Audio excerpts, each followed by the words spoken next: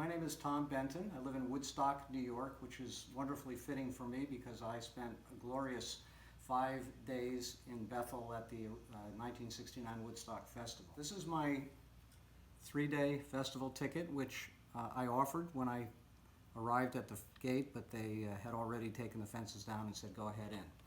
And as I walked in along the country lane, they had piles of these Woodstock programs, which I grabbed and somehow managed to get in and out in pretty pristine condition.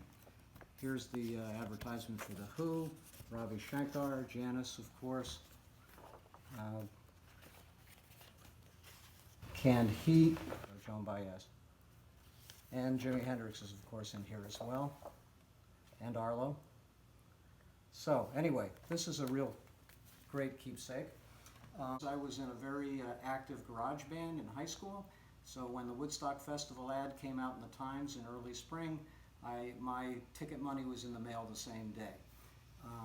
I got there on Thursday when they were still building the stage. I had a tent, sleeping bag, food, and I spent a comfortable 5 days camping, during which I made it my business to see every single performance. And I think that's probably pretty rare.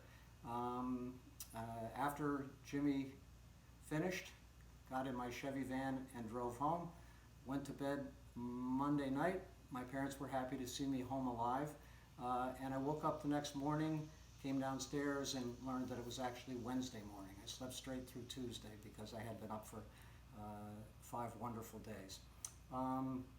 Can't even begin to tell you who was the best at Woodstock. Santana was amazing.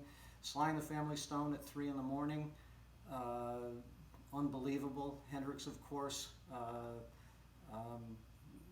impossible really to describe how memorable all the performances were. When I first got there on Thursday, there probably were about 35,000 people there, and it's a large venue site.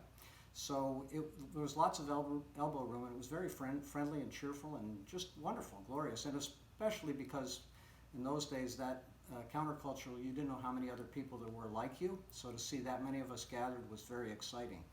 When the crowd grew to hundreds of thousands instead of tens of thousands, the vibe really did not change at all until finally just exhaustion, I think, set in, and then it rained and got cold.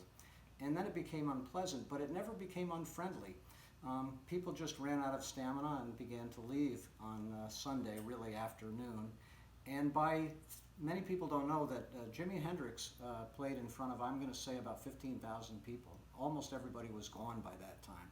That's Monday morning, about 9 o'clock in the morning. So, but he didn't dial it in. He played a set for the ages, and then I went home.